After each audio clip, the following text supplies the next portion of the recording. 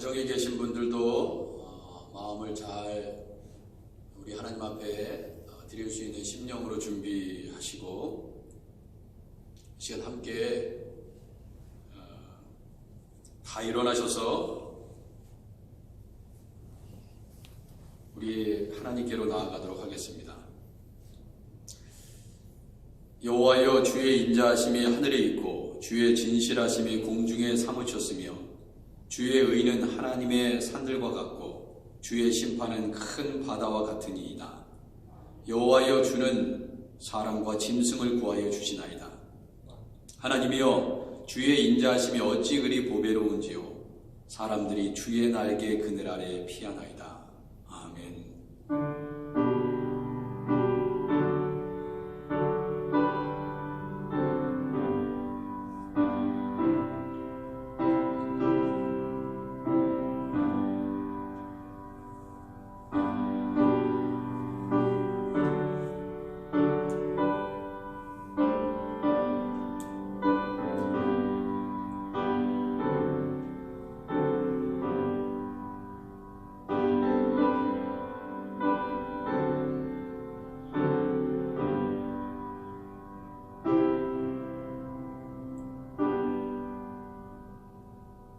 우리 주님 가르쳐 주신 기도 함께 하겠습니다.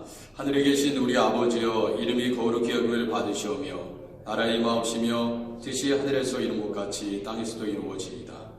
오늘날 우리에게 일용할 양식을 주옵시고 우리가 우리에게 죄진 자를 사해 준 것 같이 우리 죄를 사하여 주옵시고 우리를 시험에 들게 하지 마옵시고 다만 악에서 구하옵소서.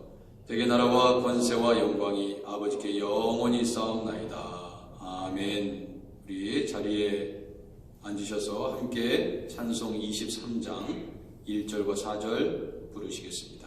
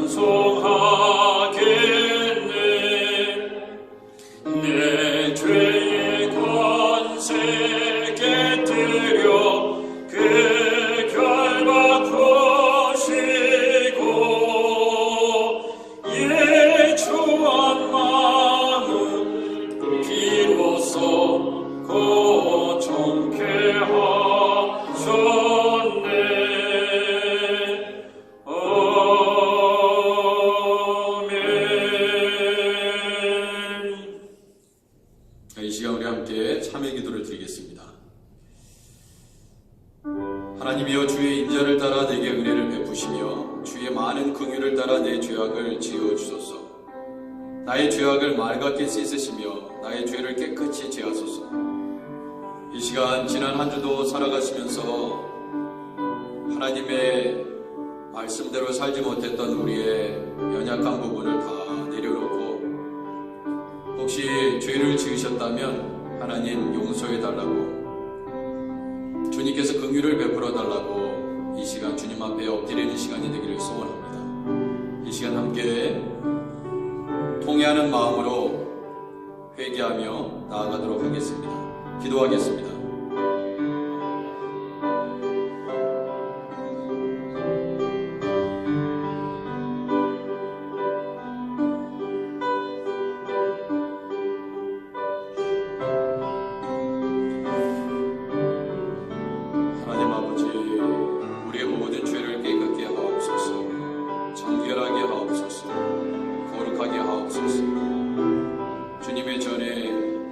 주님의 백성들 또 가정재단으로 이렇게 함께 모여 흩어진 교회로서 성령 안에서 예배를 함께 드립니다.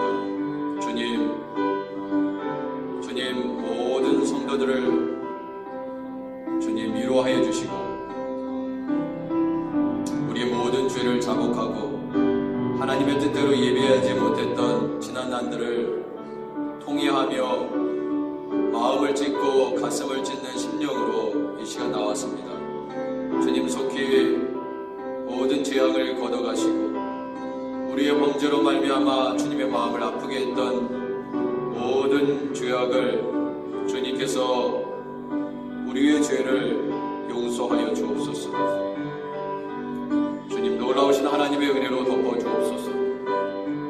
주님께서 우리 모든 죄를 고백할 때 긍휼이 풍성하시다 인자와 자비하심이 풍성하시사 우리의 모든 죄를 깨끗게 하실 줄 믿습니다. 주님 용서하옵소서. 주님 깨끗게 하옵소서.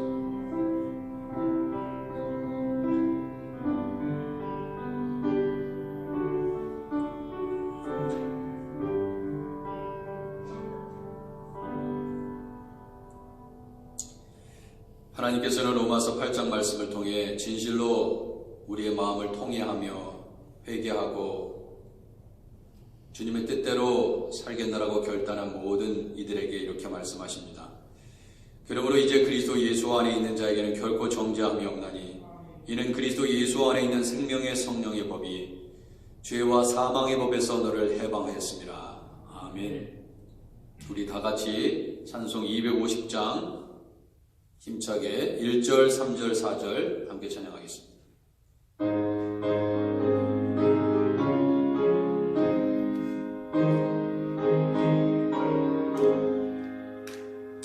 구주의 십자가 보혈로 죄 짓음 받기를 원하네. 내 죄를 씻으신 주의 이름 찬송합시다.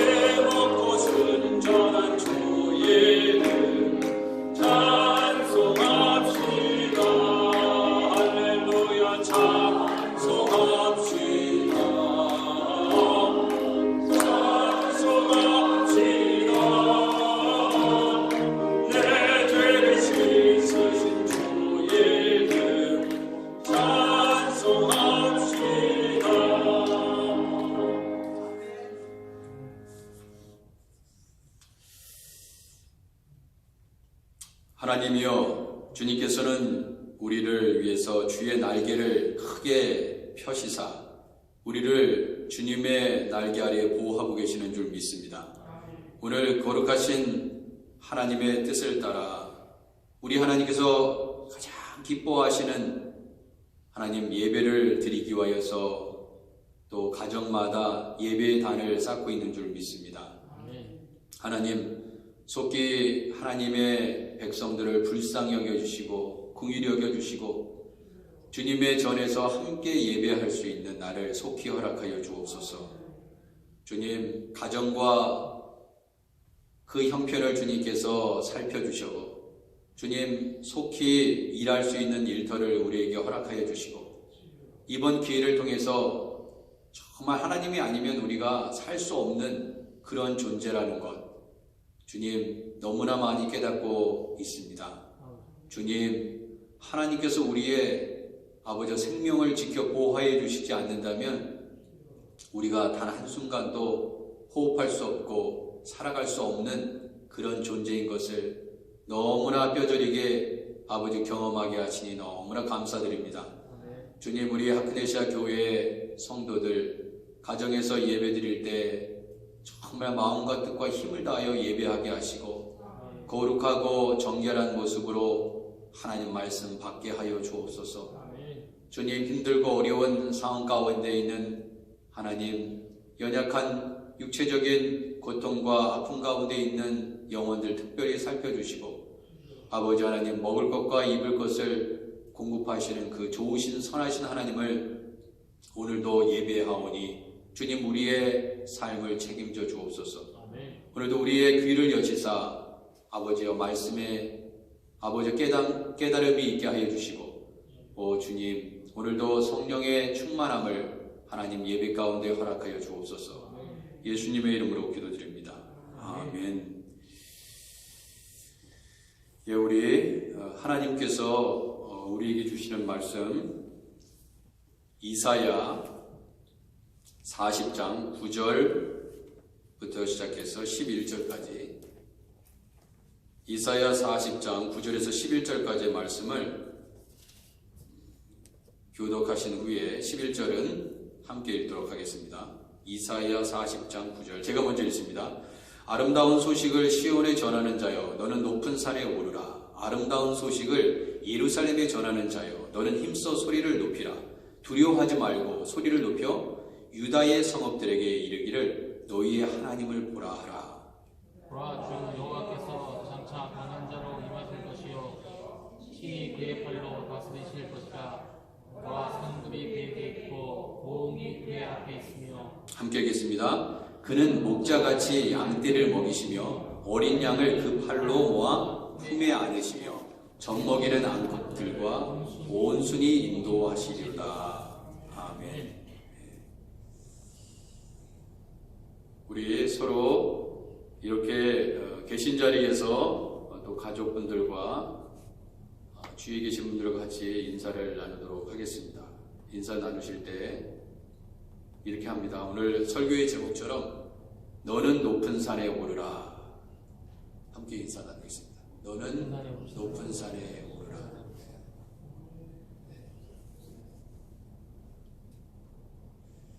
자, 지난 새벽 설교 가운데 우리는 무엇을 알게 되었냐면 하나님께서 예루살렘 성전을 회복시키겠다는 메시지를 예수의 선지자에게 주시고 하나님께서 환상 가운데 바벨론에 있는 예수계를 유다 땅으로 이 비전 가운데 옮기셔서 어떻게 예루살렘 성전을 회복시키고 또 완성해 가고 계시는지 그것을 보여주셨습니다. 새벽 재단에 참여하시는 분들은 충분히 이 상황을 잘 기억하고 있으시리라 생각합니다. 성전의 회복을 보여주시기 위해서 예수계를 여호와의 권능으로 붙잡으셨고요.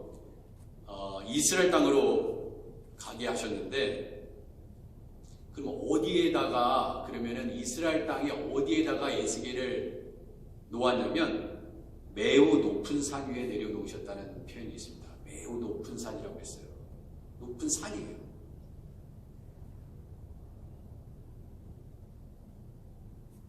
예수계열 40장 1절과 2절을 보시면요, 이 내용이 들어가 있는데 나중에 한번 찾아보시기 바랍니다. 우리는 높은 산에 오르게 되면 무엇을 알게 될까요? 무엇을 볼 수 있을까요? 여러분들과 저는 높은 산에 오른 경험이 있으신 분들은 다 충분히, 아니 오르시지 않아도 충분히 이해하실 수 있습니다. 높은 산에 올라가면 일단 땅을 밟고 살 때에는 결코 볼 수 없던 것들이 보이죠. 높은 곳에 있어야 한눈에 시야가 다 보입니다. 높은 산에 오르면 모든 그 산 아래에 있는 건물도 물론 뭐 자세히 클리어하게 볼 수는 없죠. 그러나 전체가 다 그 시야에 들어오게 됩니다. 자, 예루살렘 성전도요, 어떠한 일부만 보는 것이 아니라 우리 하나님께서 높은 산에 예수계를 다 내려놓으시고 성전 전체, 예루살렘 성읍 전체를 다 보게 하셨어요. 그런데 오늘 본문에 보니까 이사야 40장 9절에 뭐라고 되어 있습니까? 아름다운 소식을 시온에 전하는 자여, 너는 높은 산에 오르라 그랬어요. 높은 산에 오르라. 예수겔도 그랬듯이 이사야도 그러네요. 왜? 그러면 영적으로 높은 산에 오른다는 의미가 무슨 의미를 가지고 있는가? 그것이 오늘 본문의 또한 설교의 내용의 핵심이 되겠습니다. 아름다운 소식을 전하는 이사야 선지자, 너는 빨리 높은 산에 올라가라. 알 하른 나보하이 알리레카, 높은 산에 오르라는 뜻입니다. 힘써서 소리 높여 선포하라. 어디서? 높은 산에서. 그 아름다운 소리를 전파할 때 결코 두려워하지 마라. 듣든지 아니 듣든지 유다 성읍에게 여호와의 말씀을 전해야 한다. 그것이 이사야를 향해서 주신 하나님의 뜻이었습니다. 그리고 너희 하나님을 보라. 그렇게 시작하라고 말씀하십니다. 하나님은 어떤 분이라고 말씀하고 있습니까? 보라, 주 여호와께서 장차 강한 자로 임하실 것이요 친히 그의 팔로 다스리실 것이라. 보라, 상급이 그에게 있고 보응이 그의 앞에 있으며 그는 목자같이 양떼를 먹이시며 어린 양을 그 팔로 모아 품에 안으시며 젖먹이는 암컷들을 온순히 인도하시리로다. 이 하나님을 선포하라는 거예요. 이사야에게 주신 하나님의 사명은 바로 이거였습니다. 그것이 높은 산에 올라서 해야 될 사명이라고 얘기했어요. 그러면 우리가 무슨 생각이 드냐면요, 아니 높은 산에 올라가가지고 물론 그 높은 산에서 아래로 크게 목소리가 정말 목청이 떠나갈 정도로 크게 소리를 높여가지고 해서 저 산 밑에 있는 사람들이 잘 들으면 좋겠는데, 요즘처럼 마이크가 좋은 마이크가 있는 것도 아니고 거기에 방송국 기지가 있어가지고 거기서 방송국이 있어가지고 거기서 전파를 쏴가지고 주파수를 맞춰서 듣는 것도 아니고, 오히려 집집마다 가가고 방문해가지고 말씀을 전해야지 듣든지 말든지 할 텐데 이거 무슨 소린가 사실 굉장히 애매모호하게 들릴 수도 있어요. 근데 우리가 이 말의 뜻의 영적인 의미를 깨달아야 됩니다. 자, 에스겔 43장 12절에 지난주 새벽 설교 본문 중에 한 구절인데 이런 말씀이 있어요. 성전의 법은 이러하니라. 성전의 법이 이러하네요. 산 꼭대기 지점의 주인은 지극히 거룩하니라. 산의 꼭대기의 지점은요 지극히 거룩하대요. 이것이 성전의 법이 돼요. 성전의 법은 이러하다. 새 번역은 이렇게 되어 있어요. 성전의 법은 이러하다. 성전이 자리 잡고 있는 산 꼭대기 성전터 주변은 가장 거룩한 곳이어야 된다. 이것이 성전의 법이다. 자, 이 높은 산과 그 주위가 거룩해야 하는데요. 그러니까 이 높은 산에 올라가라는 것은 결국 뭐예요? 하나님의 성전이요 높은 곳에 있는 곳입니다. 근데 그곳은 거룩한 곳이에요. 하나님이 임재하시는 곳이라는 뜻입니다. 그런데 이스라엘 백성들이 그 높은 곳, 하나님의 성전이 있는 곳, 그곳을 더럽혔다는 거예요. 거룩해야 할 그 높은 곳이 더러워졌다는 뜻입니다. 보세요. 예레미야 3장 6절에 요시야 왕 때에 여호와께서 또 내게 이르시되 너는 배역한 이스라엘이 행한 바를 보았느냐? 그가 모든 높은 산에 오르며 모든 높은 산에 올라서 하나님을 경외해야 하는데 하나님께 경배하고 하나님을 찬양해야 되는데 하나님 음성을 들어야 되는데 뭐를 했냐면 모든 푸른 나무 아래에 가서 거기서 행음하였도다 그랬어요. 우상을 섬겼다는 거예요. 가증한 일을 행했다는 것입니다.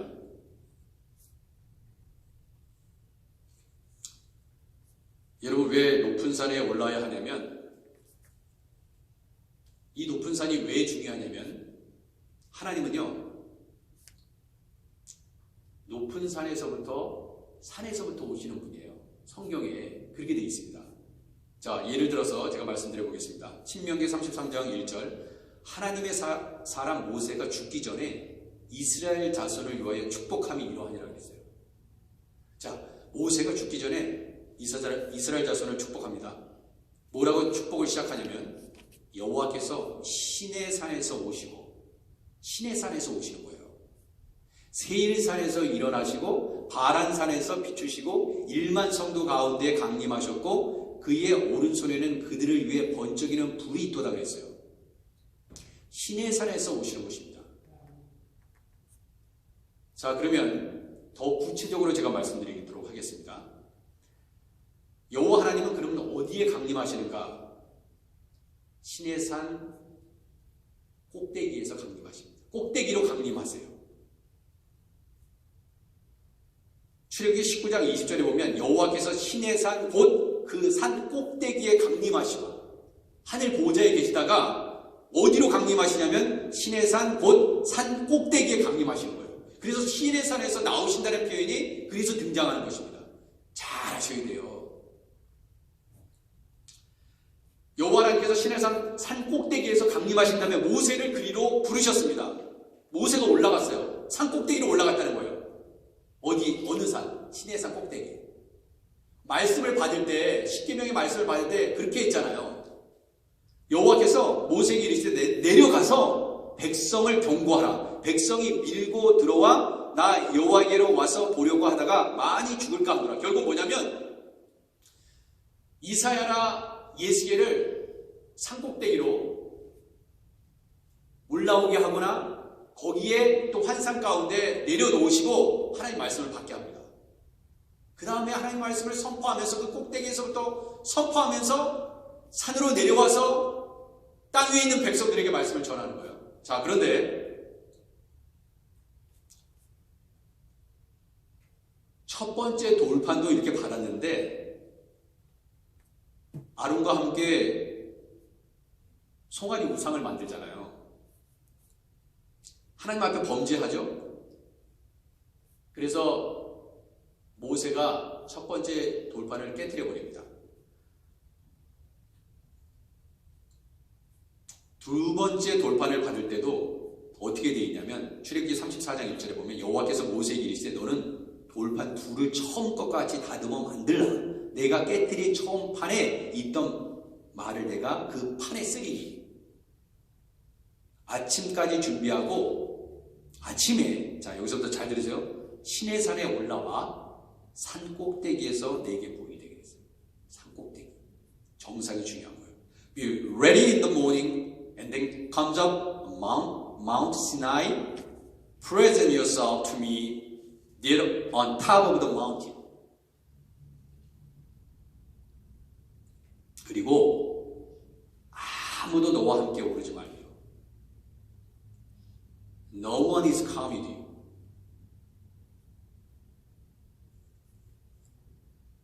모세가 돌판 둘을 처음 것과 같이 깎아 만들고 아침에 일찍 일어나 그 두 돌판을 손에 들고 여호와의 명령대로 시내산에 올라갑니다. 여호와께서 구름 가운데 강림하셨습니다. 어디에?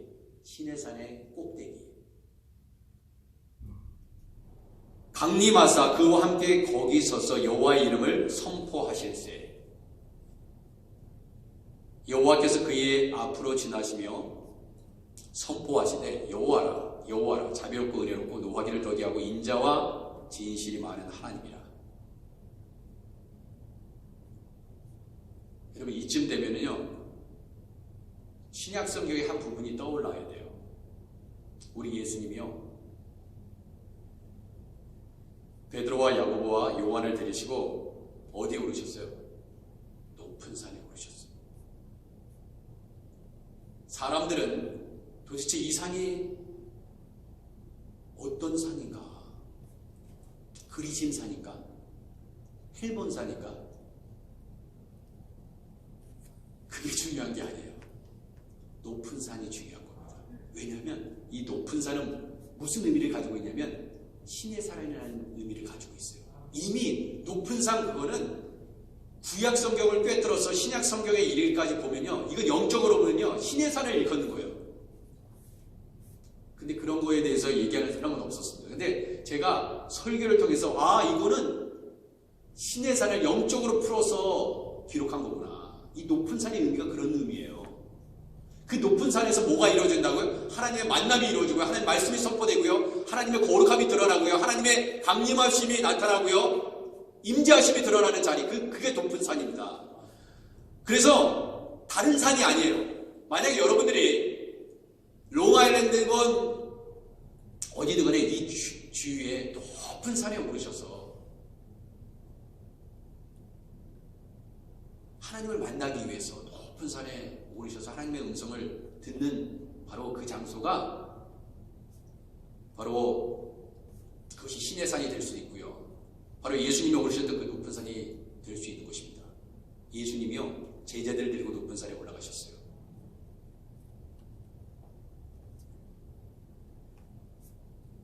엿새 후에 예수께서 베드로와 야고보와 그 형제 요한을 데리고 따로 높은 산에 올라가셨더니,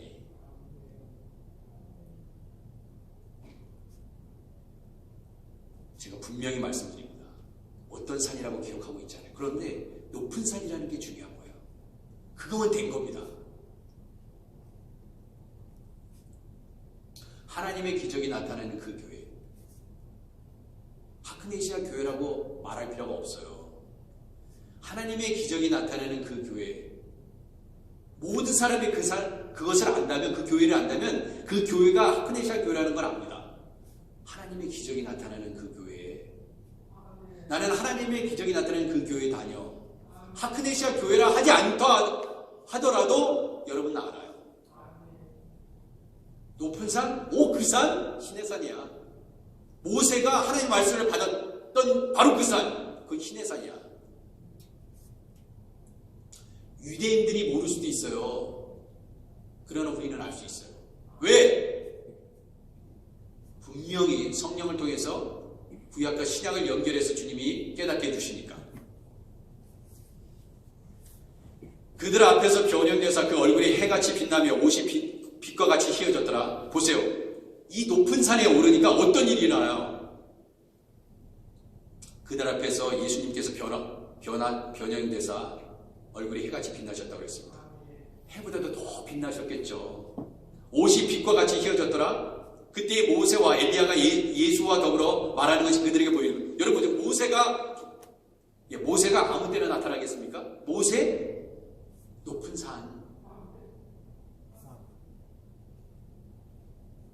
엘리야?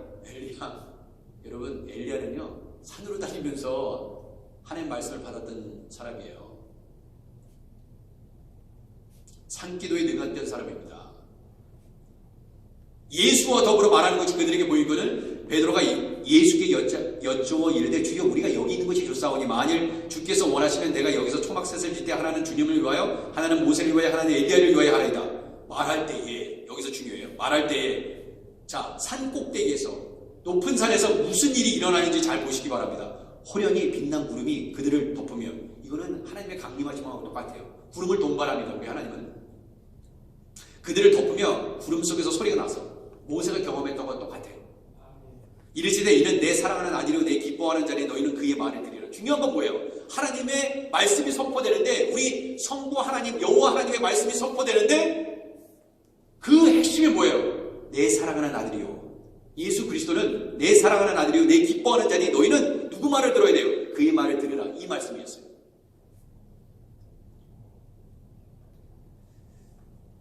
이것이 높은 산을 오르게 하신 이유입니다. 그리고 예수님이 세 제자들과 함께 오르신 이유예요. 높은 산이라는 영적인 의미, 이제 아시겠죠? 하나님의 말씀이 들려지는 자리, 영적인 체험을 할 수 있는, 하나님을 만날 수 있는, 깊은 체험을 할 수 있는 자리, 그 자리가 높은 산이에요. 이전에도 예수님은요, 산에 오르신 적이 있습니다. 자주 오르셨어요. 마태복음 14장 22절에 보면 예수께서 즉시 제자들을 재촉하사 자기가 무리를 보내는 동안에 배를 타고 앞서 건너편으로 가게 하시고 무리를 보내신 후에 기도하러 어디로 가셨냐? 따로 산에 올라가시니라 그랬어요. 그것이 하나님을 만나는 장소였기 때문에 높은 산에 오르셨습니다. 그러면 끊임없이 높은 산에 오르셨어요. 그리고 하나님과 1대1로 만나셨습니다. 따로 산에 올라가시니라 저물매에 거기 혼자 계시더니 그랬어요. 그런데 이번에는요, 제자들과 함께 오르신 것입니다. 누가의 기록에도 보면 이런 묘사가 등장하는데, 예를 들어서 누가복음 5장 15절의 말씀입니다. 예수의 소문이 더욱 퍼지며 수많은 무리가 말씀도 듣고 자기 병도 고침을 받고자 하여 모여오되 예수는 물러가서 한적한 곳에서 기도하시니라 그랬어요. 한적한 곳이 어딜까요? 높은 산이에요. 높은 산 외에는, 산이 아니고서는 한적한 곳이 없어요. 여러분, 산 속에 들어가 보세요. 그것이 한적한 곳입니다.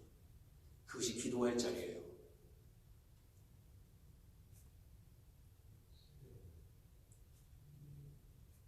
한적한 곳, 따로 하나님과 깊이 만났던 그곳, 그것이 높은 산이 가지고 있는 영적인 의미입니다. 여러분, 산속에 들어가면요, 사람의 소리는 들리지 않습니다. 깊은 산, 높은 산, 올라가면 올라갈수록 사람은 없어요. 그리고 하나님의 음성에만 집중할 수 있습니다. 인간의 소리는 들리지 않습니다. 하크네시아 교회, 이곳이 높은 산이 되어야 합니다.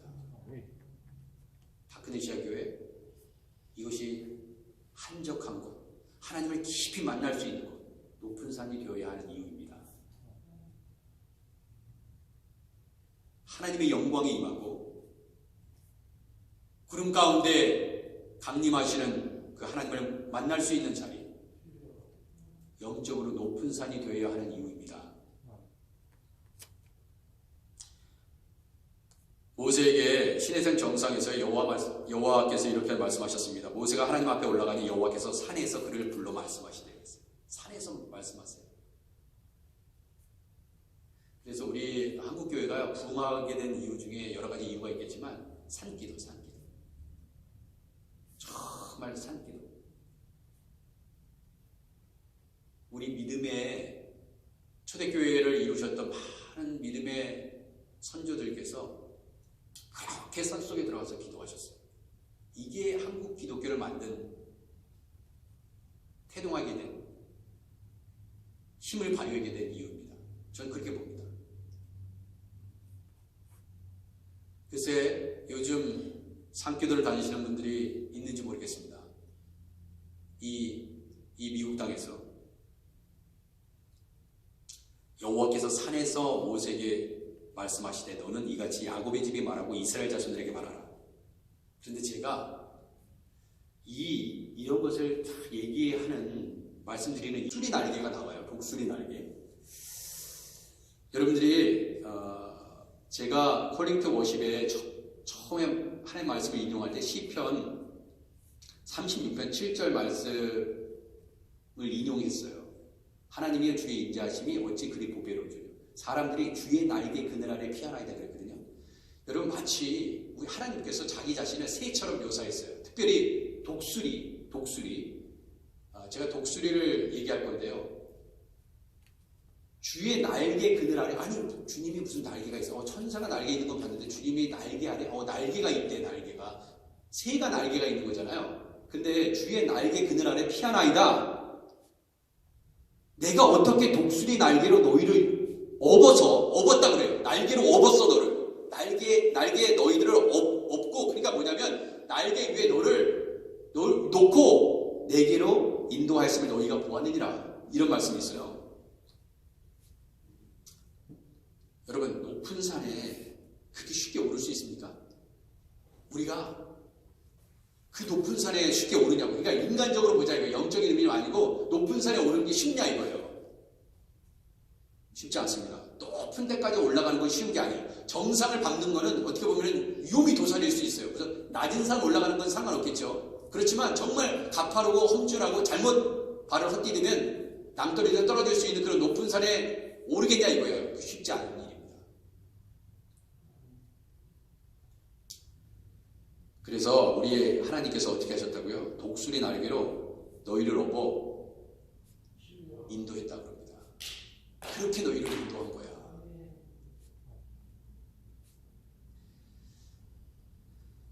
왜 하필이면 독수리 날개를 표현을 하고 있는가?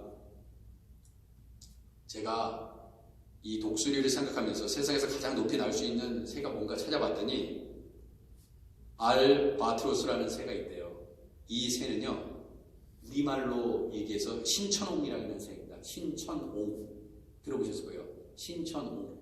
이게 알바트로스라는 새입니다.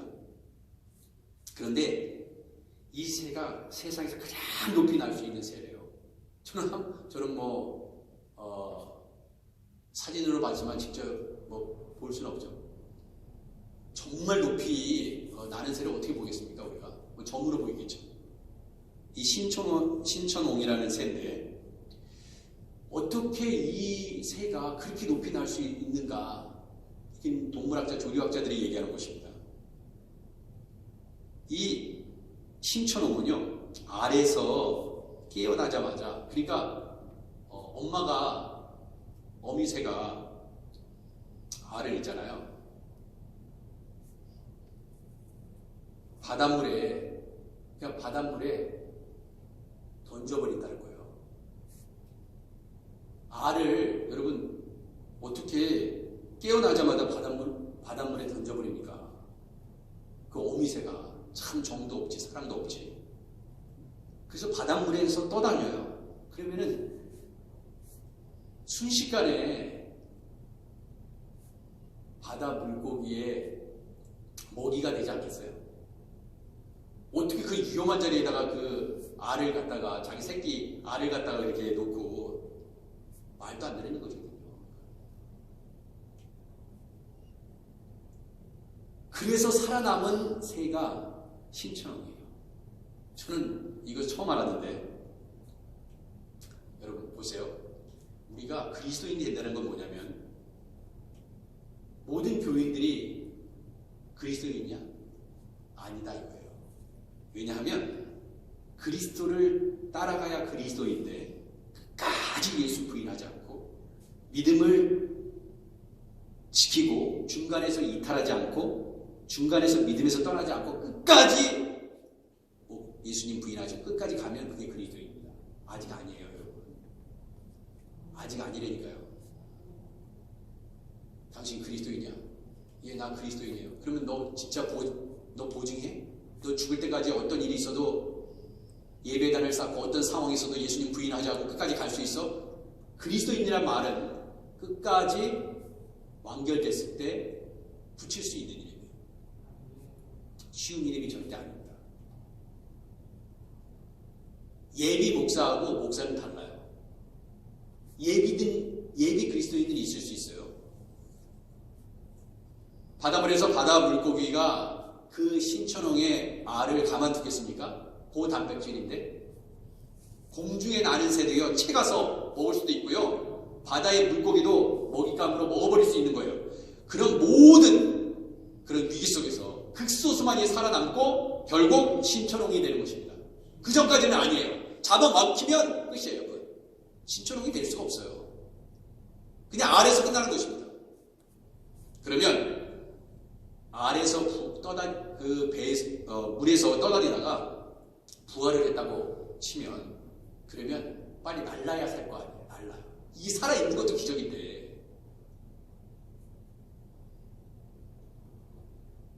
바로 날 수 있습니까? 알에서 부활했다고 바로 날아갈 수 있어요? 못 날아가죠, 당연히. 그러면은 이 새끼 신천옹이 날기 위해서 얼마나 수만 번, 수천만 번 그 횟수를 잘 모르겠지만은 날갯짓을 해서 공중으로 날아오르기 위해서 얼마나 부단히 애쓰겠냐 이거예요. 살아남기 위해서. 그래야 신초롱이 될 수 있다니까요. 여러분 신청호는요, 이게 어느 정도 크면은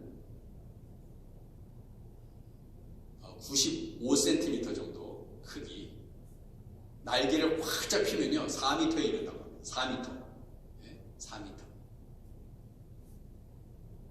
그리고 한 번 날기 시작하면요 50일 동안 쉬지 않고 난대요. 이 나는 정도가 어느 정도 수준이냐면 잠자면서도 날아가. 50일 동안 잠자지 않으면서도 날아가는 거예요.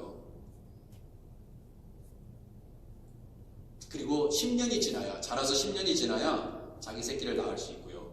아주 인간과 유사한데 한 80, 90년까지 산다고 합니다. 신천형이 어떻게 높이 날 수 있는 걸까요?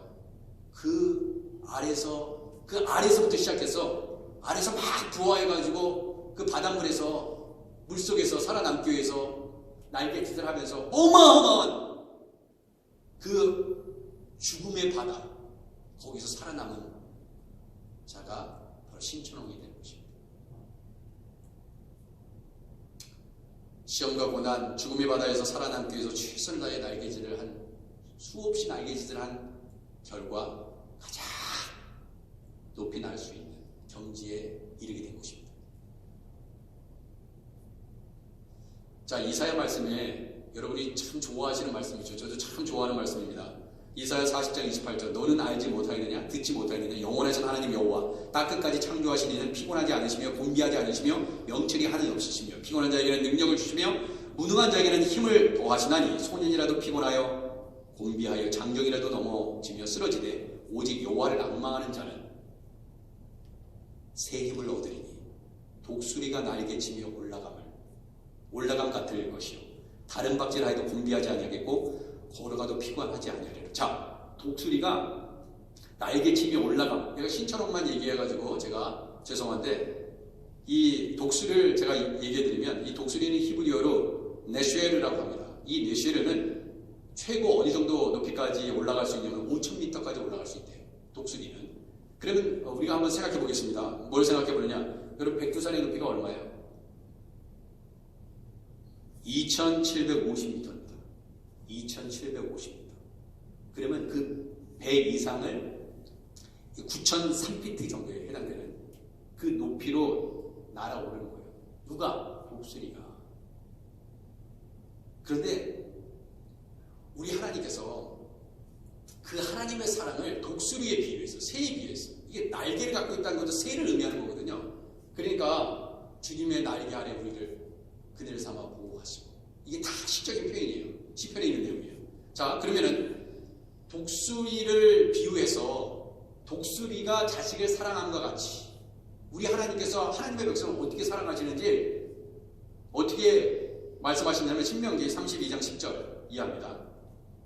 잘 들어보세요. 여호와께서 그를 황무지에서 짐승이 부르짖는 광야에서 만나시고 호위하시며 보호하시며 자기의 눈동자같이 지키셨더라.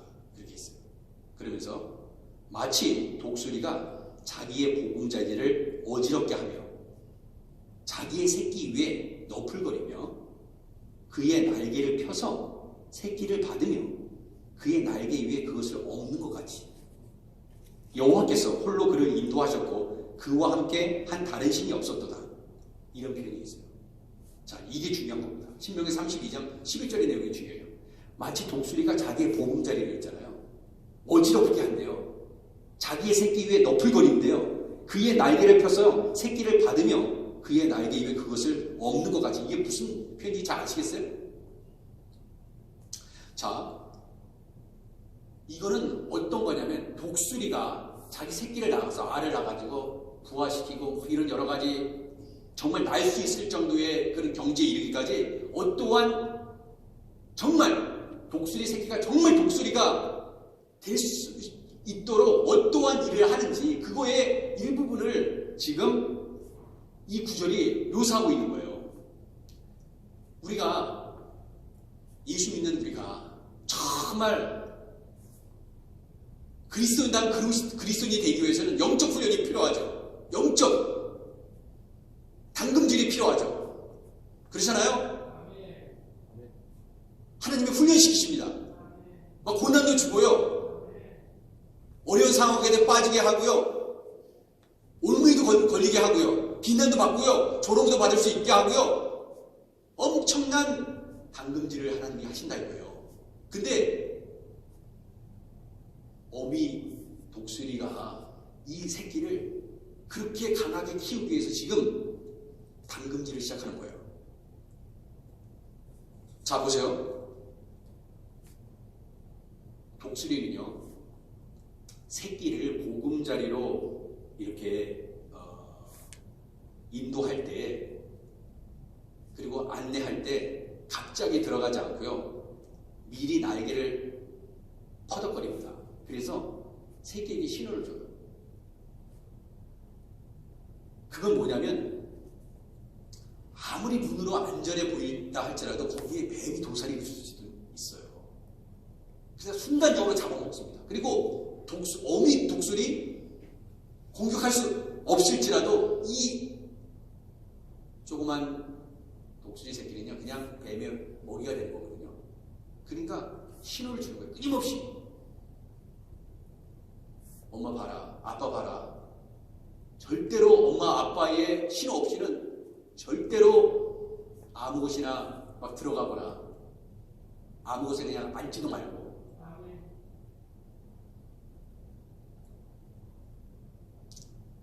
여러분, 그 독수리 외에 다른 새들은요, 자기 새끼를 두 다리 사이에 이렇게 끼고 납니다. 딱 잡아가지고 끼고 나가요. 근데 독수리는요, 새끼를 날개 위에 얹고 난다고 합니다. 참 흥미로운 일이죠. 그런데 아까도 그 모세한테 하나님께서 말씀하실 때 그랬잖아요. 내가 독수리 날개 위에 너를 업고 높은 산에 오르게 했어. 이런 표현을 하잖아요.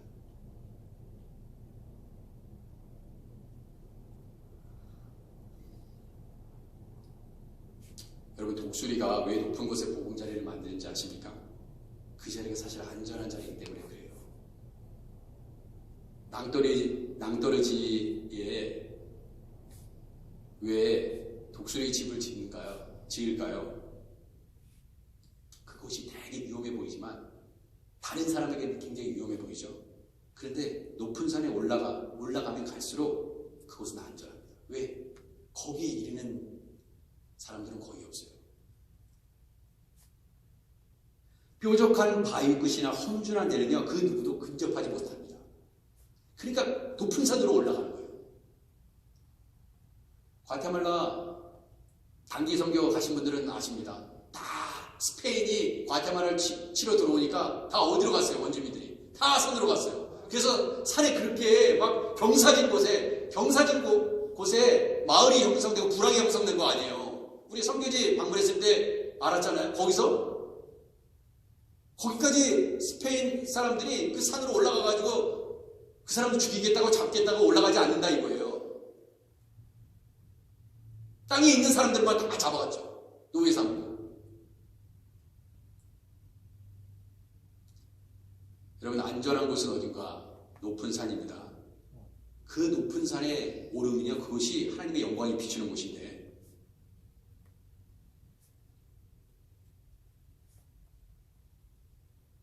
독수리도 마찬가지고 신천홍도 마찬가지고 높이 날 수 있는 이유는 강력한 날개가 있기 때문이에요. 비교할 수 없는 날개를 가지고 있다. 다 날개가 있지만, 여러분, 그리스도인이라고요? 다 그리스도인입니까? 아니에요. 여러분 믿음이 똑같아요? 여러분, 여기 제 설교를 듣는 모든 분들이 믿음이 같습니까? 믿음이 같아요? 다 달라요. 그리스도인이라고 불릴 수 있어요. 크리스천이라고 불릴 수 있지만 믿음이 다 다르다 이거예요.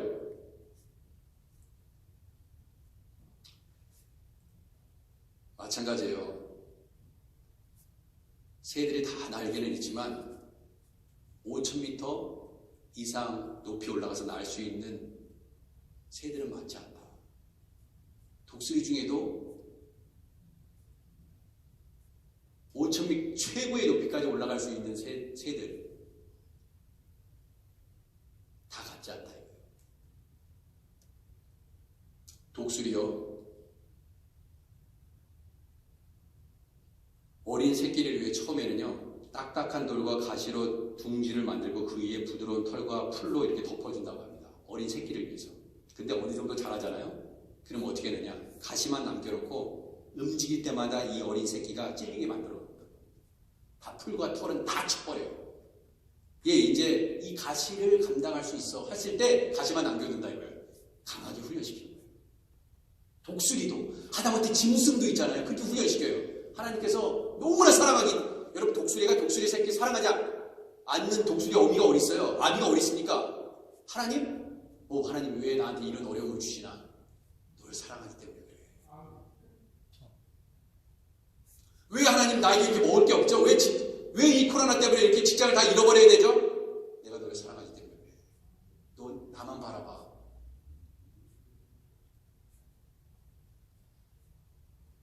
내 눈에서 절대로 내 눈이 마치 어미의 눈, 아비의 눈을 끝까지 주목하면서 어머니가, 아버지가 뭐라고 말씀하시는지, 하나님께서 뭐라고 말씀하시는지 우리가 그것을 잃어버린 순간, 그 초점이 흐려지는 순간 어떻게 되는 거예요? 낭떠러지게 떨어지는 것입니다. 자, 그래서 이거 보세요.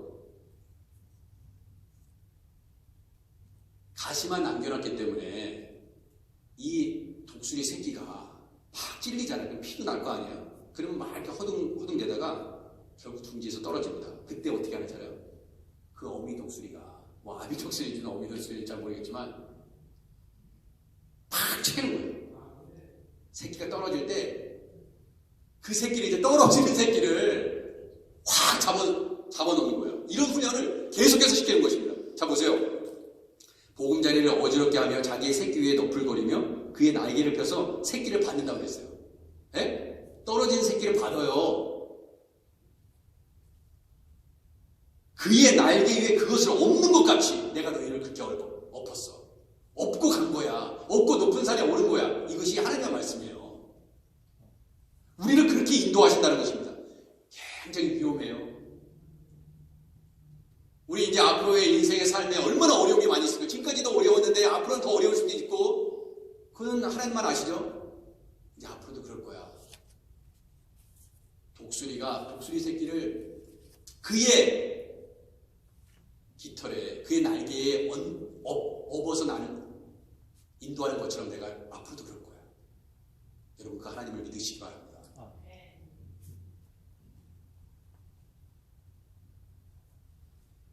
이렇게 강하게 훈련받은 독수리가 높이 날 수 있는 거예요. 내가 너무나 사랑하는 자식이기 때문에 절대 고생하면 안 돼. 내가 다 고생할게. 내가 다 할게. 그런 자식은 망합니다. 정말 사랑하는 자식일수록 채찍질하고요, 혼내고요, 막 불 속에다 집어넣고요, 물 속에다 한번 집어넣고요. 우리 하나님 그렇게 하세요. 하나님이 사용하시는 종들의 모습입니다. 하나님의 종치고 고난하지 않은 종이 어딨어? 이야, 그 종은 기도할 때마다 다 피해가 어려움을. 그래서 불 가운데 들어간 적도 없고 물 가운데 들어간 적도 없고, 이야, 기도가 강력해. 없어요. 너 그런 사람 없어. 그러니까 하나님은 포기했거나 별로 사랑하지 않는 종이야. 여러분 그거 아세요?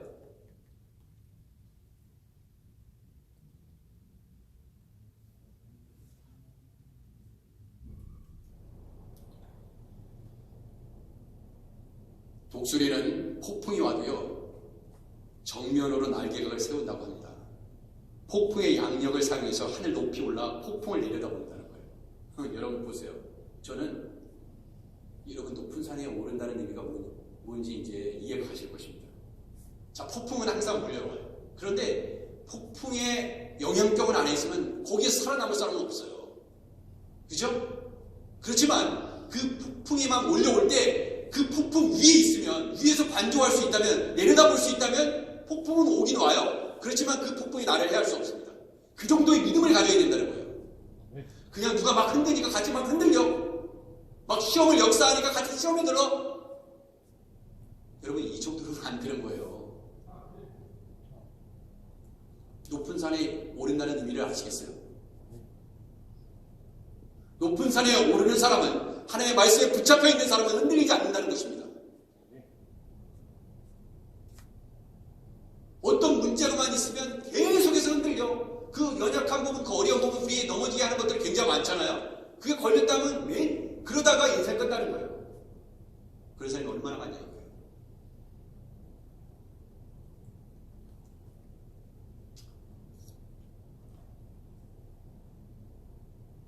높이 나는 새, 멀리 나는 새들의 공통점, 모든 그러한 새들의 공통점이 뭡니까?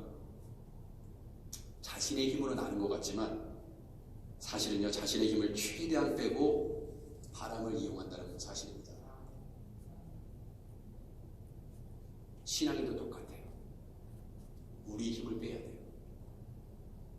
우리의 힘을 빼고요, 성령께 맡기는 겁니다.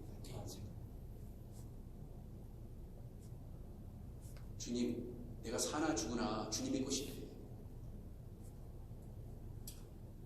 나는 죽을 것 같지만, 야, 나 죽을 것 같다, 정말. 숨 막힌다, 정말. 하나님이 안 죽이시면 안 죽어요. 무슨 얘기인지 아시겠죠? 하나님이 내 생명을 붙잡고 있는 나 안 죽는다 이거예요. 코로나 아니 100배의 코로나가 와도.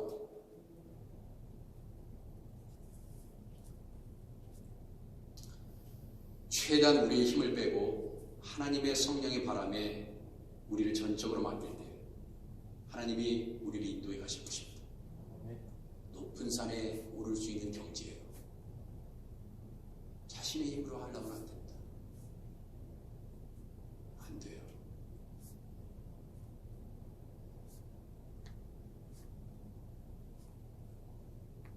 우리의 힘을 빼기 위한 훈련이에요. 다 내가 해보려고 그러잖아요. 그러니까 자꾸 네 힘을 빼. 여러분, 모든 게 그렇잖아요. 자전거를 배울 때도 마찬가지고. 막 힘으로 한다고 되는 게 아니잖아요. 네? 힘으로 해서 안 되잖아요.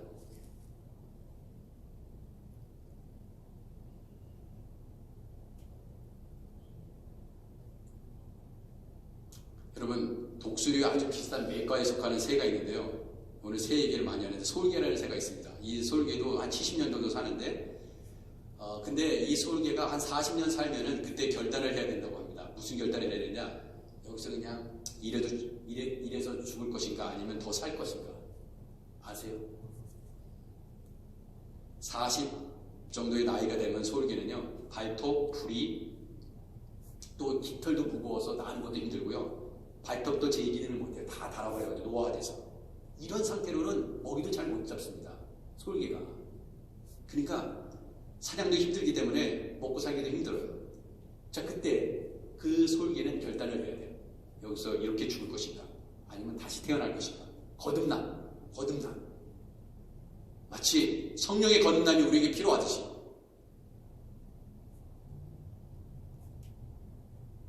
더 살겠다는 의지가 있고 내가 거듭나야겠다는 의지가 있으면 뭔가 결단을 해야 하고, 이렇게 살면 안 되지. 내가 그리스도인으로 이렇게 살면 안 되지. 내가 넘어지는 거 계속 넘어지고 이렇게 살면 안 되지. 뭔가 결단이 필요하잖아요. 이 새도요, 솔개도 먼저 높은 산꼭대기에 올라가서 둥지를 튼다고 합니다.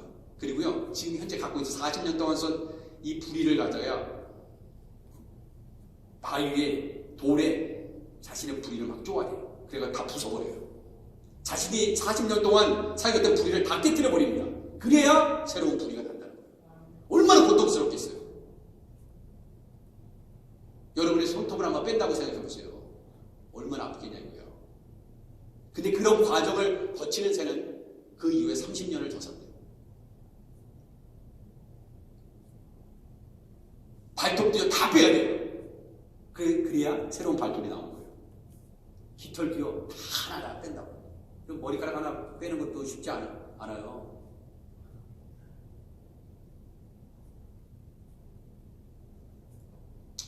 말씀을 정리하도록 하겠습니다. 요즘 코로나 바이러스 때문에 참 많이 묵상하는 시편이 91편이죠. 시편 91편. 근데 거기에 보면은 지존자의 은밀한 곳에 거주하며 전능자의 그늘 아래 사는 자요. 여기 똑같아요. 그늘 아래, 전능자의 그늘, 그 하나님의 그늘 아래 사는 자요. 나는 여호와를 향하여 말하기를 그는 나의 피난처시요 나의 요새시요 내가 의리하는 하나님이라 하리니 이는 그가 너를 새 사냥꾼의 올무에서와 심한 전염병에서 건지실 것이므로다. 그가 너를 그의 깃으로 덮으리니, 그의 깃으로 덮으신대. 하나님의 깃으로, 그 새에 비유한 거예요. 그의 깃으로 덮어가지고 내가 그의 날개 아래 피하리로다 그랬어요. 그의 날개, 하나님의 날개 아래 피하리로다. 그렇기 때문에 전염병도 사냥꾼의 올무도 다 피할 수 있어. 왜? 하나님은 피난처시요 나의 요새시요 내가 은혜하는 하나님이기 때문에. 여러분 믿으시면 아멘 하시기 바랍니다. 그리고 그의 날개 아래 피하리로다. 그 다음에 이제 마지막으로 제가 말씀드릴 게 이거예요. 그의 진실함은 방패와 손방패가 되시나니 그래요. 우리 하나님이 우리의 방패가 되신다 이거예요. 그러니까 화살을 누가 쏘더라도 그 방패가 다 막아주죠. 근데 방패와 손방패예요. 방패라는 것을 좀 더 강조해주고 있어요. 방패, 또 방패, 또 다른 방패. 얼마나 완벽해요. 방패가 하나 있는데 또 하나 방패가 있어. 더 안전하죠. 이 방패로 안 되면 이 방패로 하면 되니까. 완벽하다는 거예요. 자, 그러면 이게 무슨 의미냐? 여러분, 방패라는 말은 히브리어로 찌나라고 그럽니다. 손방패는 소헤라. 여러분, 방패라는 뜻은 어떠한 뜻을 갖고 있냐면 가시라는 뜻을 갖고 있어요. 가시. 여기에 방패와 손방패라는 뜻은 결국 가시라는 뜻이에요. 선인장 울타리처럼 가시로 뒤덮인 그런 방패를 의미합니다. 희한하다. 이 방패는 선인장 울타리처럼 가시로 뒤덮이는 방패. 이런 방패가 어디 있어요? 이 방패는 무슨 방패예요? 예수님이에요.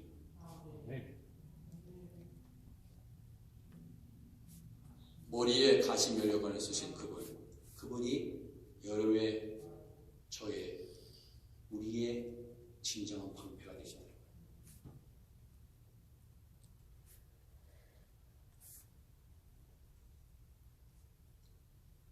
여러분, 산에 오르다 보면요, 어느 산까지 올라가면 또 높이 올라가면요, 뱀이 없는 지역이 있대요. 뱀이 어느 경지까지 올라가면 뱀이 없대요. 그게 스네이크 라인이라고 합니다. 스네이크 라인. 근데 그 스네이크 라인의 경계선을 넘어가면 그 이상은 뱀이 없어요. 여러분, 뱀은 어떤 의미를 가지고 있어요? 사탄이에요. 사탄. 높은 산에 올라야 되는 이유가 뭐라고요? 마귀가, 사탄이, 뱀이 있잖아요. 공격할 수 있는 보드 라인이 있어요.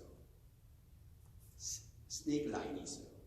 근데 그 아래에 살면 항상 마귀의 공격을 받고 항상 넘어집니다. 근데 그 경계선을 넘어서면, 그 높은 산에 오르면 거기는 마귀가 없어요. 마귀가 진을 칠 수가 없어요. 물어서 죽일 수가 없습니다. 높은 산에 올라가야 되는 이유가 뭔지 아세요? 그런 믿음 있는 자가 되어야 된다는 거예요.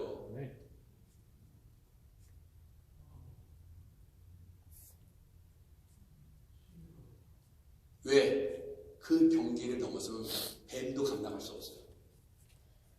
마귀도요, 저 사람 건들지 못해. 아무리 넘어뜨리려고 해도 넘어지지 않는 그 경계를 넘어서라 이거예요. 그런 영적인 파워를 가지고 있는 사람이 되라 이거예요. 그러기 전까지는 그 스네이크 라인을 넘어서지 못하면 우리는 항상 넘어지는 자리에서 또 넘어지게 되어 있습니다. 시험에 드는 자리에 또 시험에 들어요.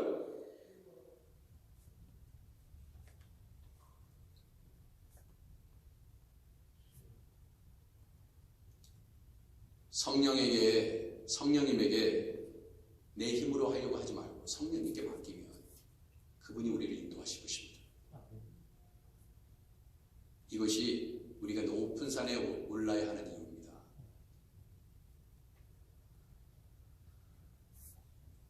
기도하겠습니다. 하나님, 언제까지 산 아래에 머물러 스네이크 라인을 넘어서지 못하고 사탄의 지배 영역 안에 있는 세상 공중 권세 잡은 자의 공격에 눌려 하나님 살아가지 않도록 주여 우리를 주님의 날개에 우리를 업어주셔서 높은 산에 이를 수 있도록 하나님 우리를 다듬어 주시고 당금질하여 주옵소서. 높이 날게 하옵소서. 세상의 모든 억압과 욕망 앞에 넘어서게 하옵소서. 주님, 그 그리스도인을 찾고 계시는 줄 믿습니다. 예수님의 이름으로 기도드립니다. 아멘. 이 시간 우리 찬송 50장 부르시면서 준비하신 헌금하도록 하겠습니다.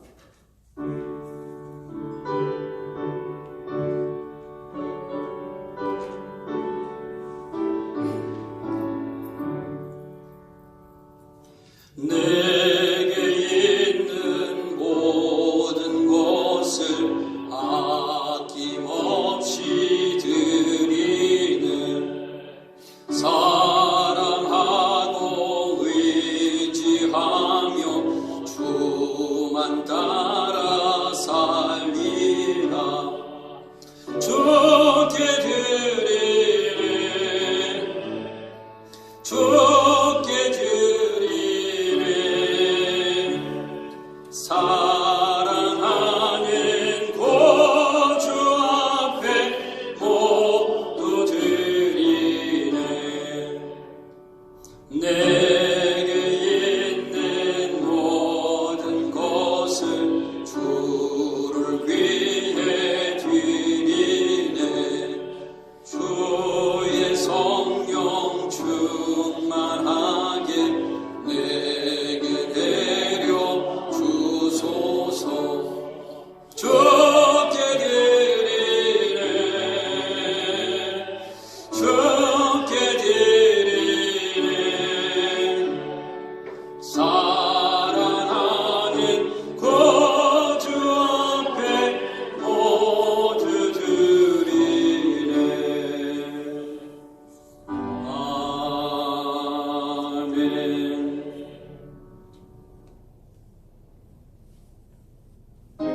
우리 다 일어나셔서 예물 봉헌하겠습니다.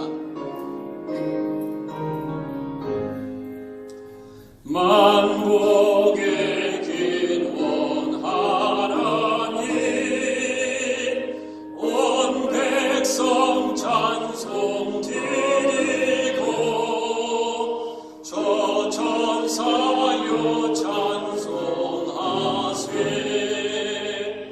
찬송 성부 성자 성령 아멘. 이제는 사단의 공격이 나의 가장 약한 약점을 건드릴 때 수없이 넘어졌는데 이제는 더 이상 나를 넘어지게 할 수 없도록 그 스네이크 라인을 넘어설 수 있는 성령의 사람이 되게 하옵소서. 날마다 내 자신을 부인하고 내 힘에 의지하여 살아가지 아니하며 나의 헛된 주의의 욕망을 깨뜨리면서 다시 한번 거듭남을 경험하는 우리 모두가 되게 하옵소서. 내가 애굽 사람에게 어떻게 행하였습니까? 내가 어떻게 독수리 날개로 너희를 업어 내게로 인도했음을 너희가 보았느냐?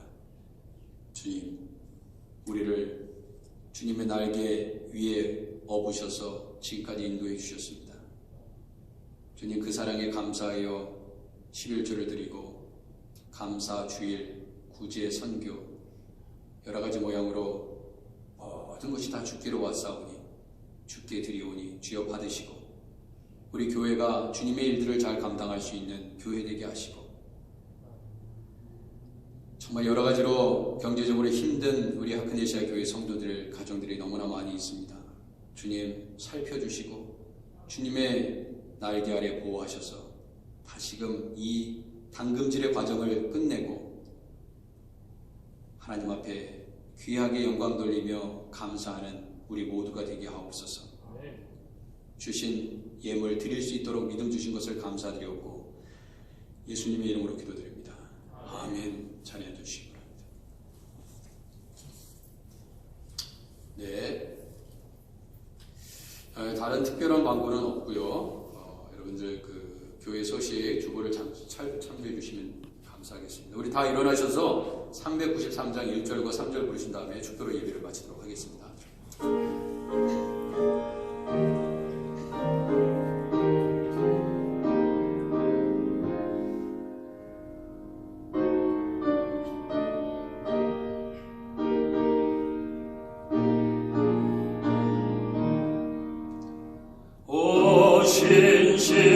신실하신 주 내 아버지여 늘 함께 계시니 두려움 없네. 그 사랑 편찮고 날 지키시며 어제나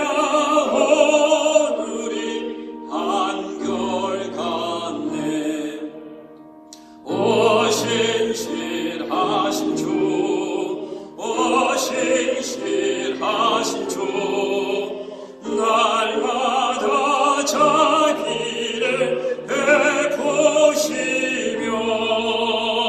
일용할 모든 것 내려주시니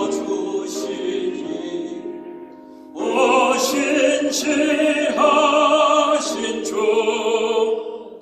나의 구주 내 죄를 사하여 안위하시고 주 친히 오셔서 인도하네. 온 일에 힘내고 내일의 소망 주만이 만복을 내리시네. 신실하신 주 신실하신 주 날마다 자비를 베푸시며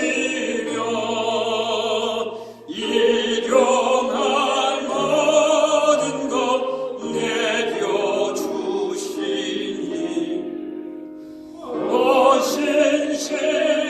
신실하신 주 나의 구주.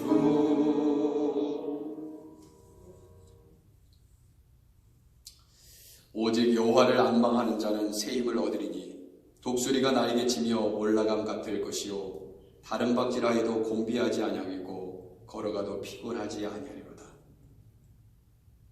마치 독수리가 자기의 보금자리를 어지럽게 하며 자기의 새끼 위에 너풀거리며 그의 날개를 펴서 새끼를 받으며 그의 날개 위에 그것을 엎는 것 같이 여호와께서 홀로 그를 인도하셨고 그와 함께한 다른 신이 없었도다.